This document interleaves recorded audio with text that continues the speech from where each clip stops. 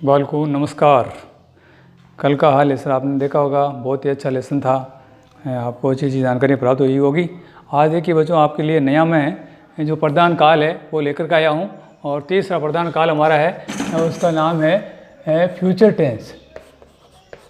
Future tense ये हमारा तीसरा प्रधान काल है, जिसके अंदर पहला हमारा जो टॉपिक बनता है वो है सिंपल फ्यूचर टेंस।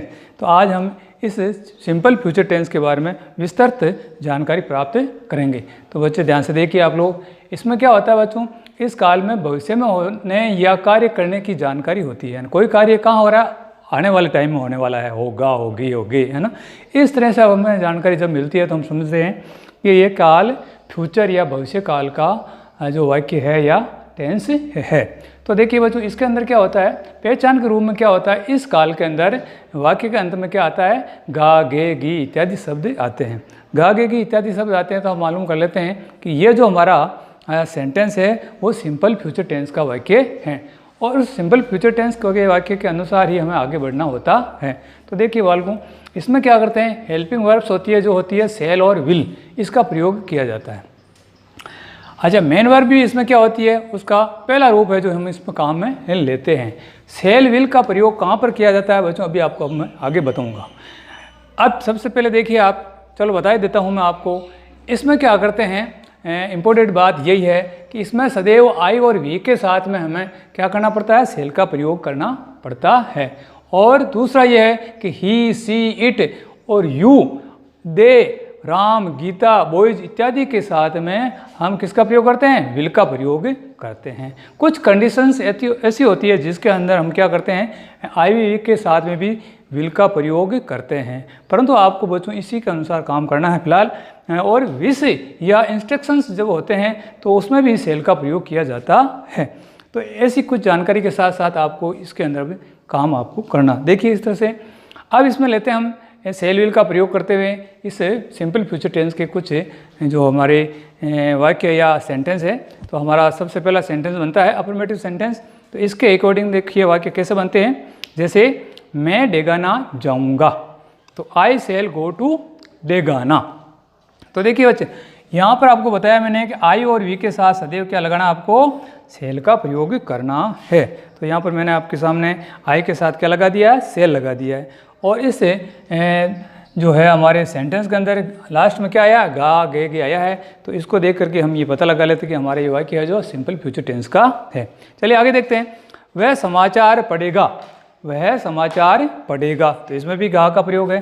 तो इस तरह से करता इसमें वह आया है, तो इसके अनुसार आपको क्या लगाएं, he will read to news, यानी वह क्या करेगा, ही वह के साथ आपको मैंने बताया ही, सी, इट आता है, तो उसके साथ में विल का प्रयोग करना। तो यहाँ पर मैंने आपके सामने विल का प्रयोग किया है।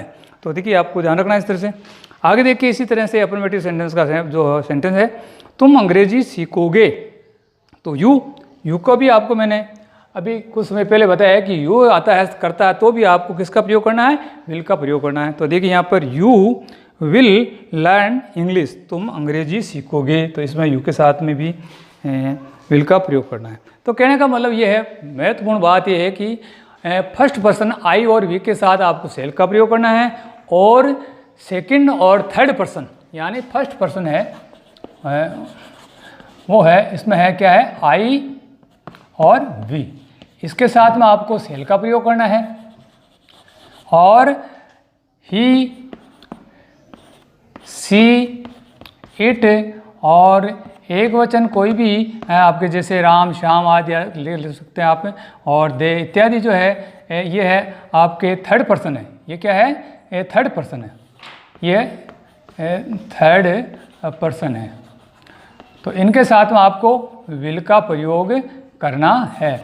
इसी तरह से सेकंड पर्सन, जिससे यू के साथ भी आपको क्या करना है, ये सेकंड पर्सन है, इसके साथ भी आपको विल का प्रयोग करना है।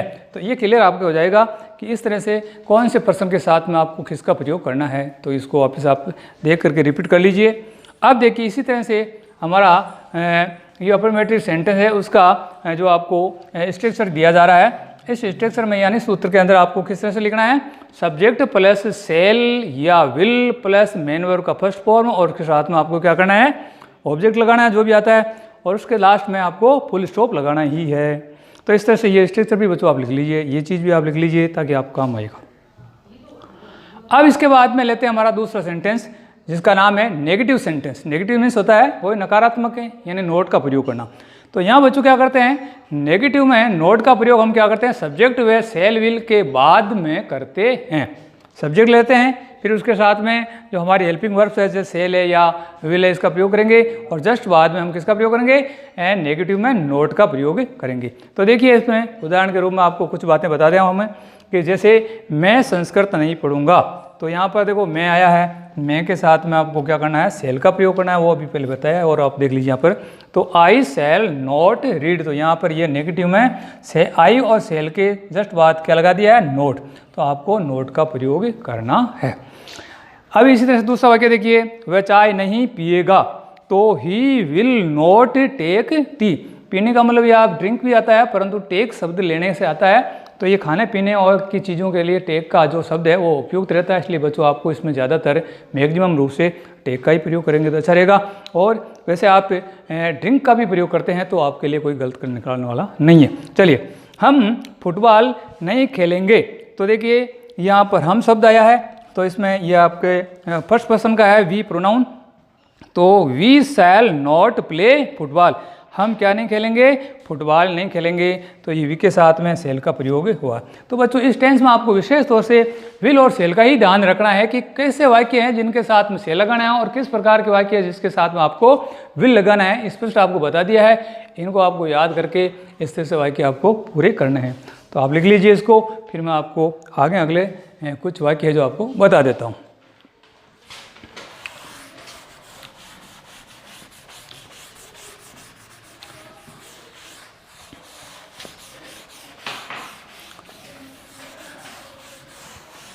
अब आता हमारा तीसरा जो है सेंटेंस, वो है इंट्रोगेटिव सेंटेंस। इंट्रोगेटिव सेंटेंस देखिए बच्चों, बहुत ही सरल भाषा में बताया जा रहा है आपको। आप अगर एक्सरसाइज करेंगे अपने स्तर पर, अपने घर पर, तो ज़रूर मुझे विश्वास है कि आप इस अंग्रेजी विषय के अंदर परफेक्ट होंगे और वाक्य रचना करने में आप पूर्णतः होशियार हो जाएंगे। परंतु आपको अभ्यास जरूर करना पड़ेगा।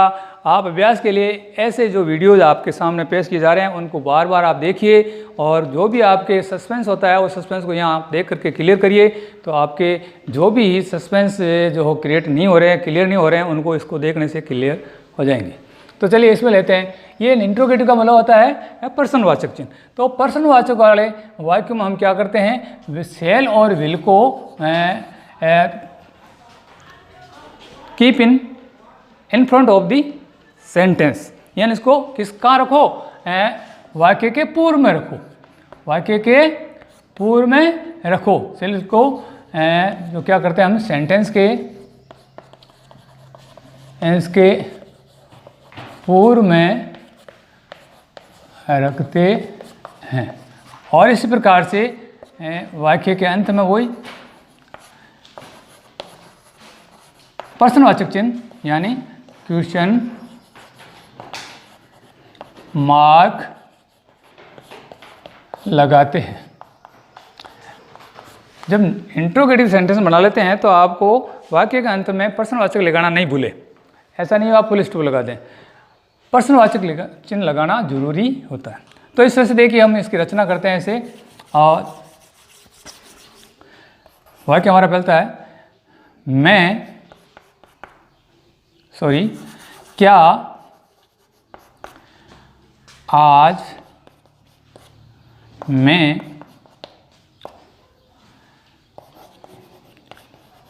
फ्यूचर टेंस पढ़ूंगा। तो देखिए बच्चों, मैं सब्जेक्ट को ध्यान रखना है इसमें, उसके हिसाब से आपको वाक्य के पूर्व में क्या लगाओगे, विल या सेल का प्रयोग करोगे। तो यहाँ पर देखिए आपको मैं आया तो मैं का मैंने आपको बताया कि इसमें सेल का प्रयोग आप पहले करेंगे। तो सेल आई फिर आपको करना है teach future tense, future tense today, today. क्या मैं आज फ्यूचर टेंस पढ़ाऊंगा। इसी तरह से दूसरा वाक्य देखिए आप,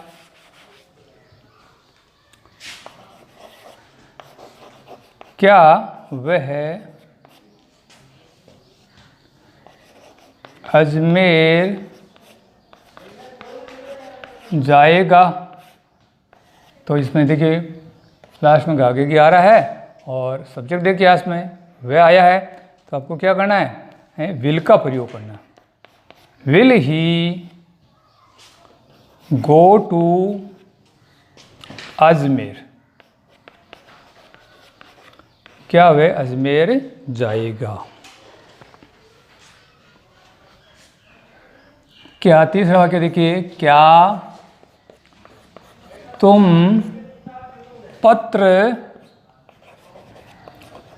लिखोगे। तो गे गा गे की आया है और ये प्रश्नवाचक वाक्य, फिर इसको लिखिए तुम, आपके जो सब्जेक्ट आया उसके हिसाब से क्या करोगे आप, ये सेकंड पर्सन है, तो इसमें भी आपको मैंने बताया है कि आपको विल का प्रयोग करना है। तो देखिए यहाँ पर विल यू लिखना, will you write, first form में लगाना आपको, will you write a letter, क्या तुम एक पत्र लिखोगे। तो देखिए बच्चों इस तरह से उतार लीजिए आप और इनको याद करिए। इसके बाद में लेते हैं अपन अंतिम हमारा जो सेंटेंस बनता है वो है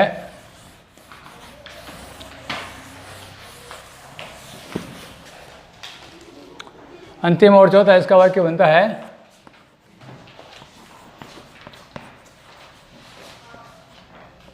इंट्रोगेटिव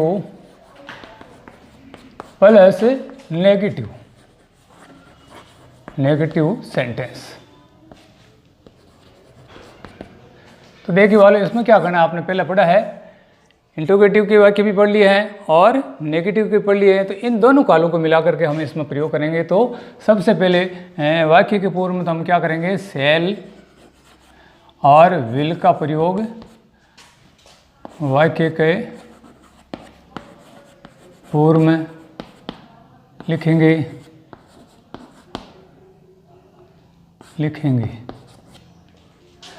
दूसरा है नोट का प्रयोग सब्जेक्ट के बाद करेंगे,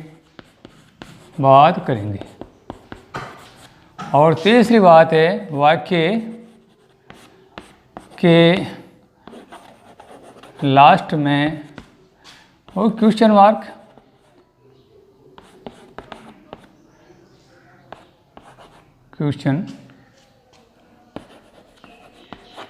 मार्क लगाएंगे।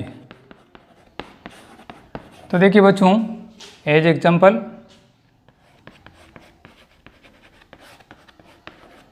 ले लेते हैं अपन। जैसे पहला है क्या वह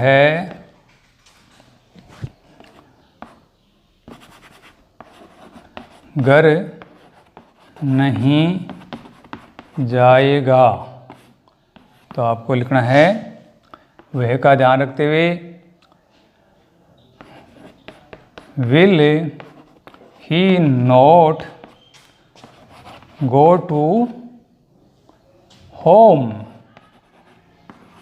will he not go to home. तो देखिए इसमें दोनों बातें आ गई है, विल का प्रयोग होते तो आपको इंट्रोगेटिव आ गया और नॉट का प्रयोग हुआ तो नेगेटिव आ गया है। इस प्रकार से आपकी ये दोनों चीज़ें इसमें कन्वर्ट हो गई है। अब देखिए इसका दूसरा वाक्य, क्या तुम पुस्तक नहीं पढ़ोगे। तो इसका देखिए आप, तुम आया है यहाँ पर सब्जेक्ट, तो इसमें भी आपको क्या करना है, विल यू नोट, और पढ़ने का मतलब रीड, तो रीड ए बुक, क्या तुम एक किताब को नहीं पढ़ोगे। इसी तरह से अगला वाक्य देखिए, तीसरा है, क्या हम फुटबॉल नहीं खेलेंगे। तो आगे आपका अंग्रेजी, इसमें हम आया है सब्जेक्ट, तो वी नहीं बच्चों, देखिए इसमें आपको क्या करना है, सेल का प्रयोग करना है, सेल वी नॉट प्ले, खेलने का मतलब प्ले, तो shall we not play football, football.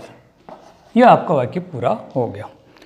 तो इस तरह से देख लिए आप, इन दोनों के मैं आपके सुविधा के लिए स्ट्रक्चर भी लिख देता हूँ। तो देखिए सबसे पहले तीसरा का आपको स्ट्रक्चर लिख रहा हूँ, जैसे structure of this sentence, negative का वाक्य है इसमें, जैसे इंट्रोगेटिव है तो shall will plus subject plus main verb का first form plus object plus प्रश्नवाचक चिन्ह। ये तो आपके इसका सूत्र हो गया। अब देखिए इस तरह से चौथे वाले जो आपका सेंटेंस बन रहा है उसका भी मैं आपके यहाँ लिख रहा हूँ, आप देख लेना। इसमें क्या करते हैं, वो कहो ऐसे लिखते हैं, सेल या will plus subject plus note plus main verb plus, ये इसमें आ गया, प्लस मेन वर्ब का फर्स्ट फॉर्म प्लस ऑब्जेक्ट और plus full stop. Full stop का मतलब है प्रश्नवाचक चिन्ह। यहाँ पर आपको क्या लगाना है, प्रश्नवाचक चिन्ह। इस प्रकार से बच्चों इस सिंपल फ्यूचर टेंस में ये 4 प्रकार के वाक्य पूरे हुए, और इनको आपको बार बार एक्सरसाइज करना है तो आपको अच्छी तरह समझ में आएगा। ये भी आपको मैंने पहले बता दिया है कि इस काल में क्या होता है, भविष्य में कोई कार्य संपूर्ण होने जा रहा है तो उसके बारे में विस्तृत जानकारी होती है, उसी के अनुसार हम वाक्य बनाते हैं। और इम्पोर्टेंट बात इसमें यही है कि विल और सेल का प्रयोग किया जाता है, कहाँ करते हैं, कैसे करते हैं, तो इसके बारे में आपको जानकारी मैंने विस्तृत बता दी है। आप अच्छी तरह से इसको जान लीजिए और अच्छी तरह से तैयार करिए। धन्यवाद, और अगले वीडियो देखते रहिए आप, और जो लेटेस्ट आपको मिल रहे हैं उनको भी अच्छी तरह से पढ़ें, तो आपको ज़रूर अपने कोर्स में लाभ होगा। धन्यवाद।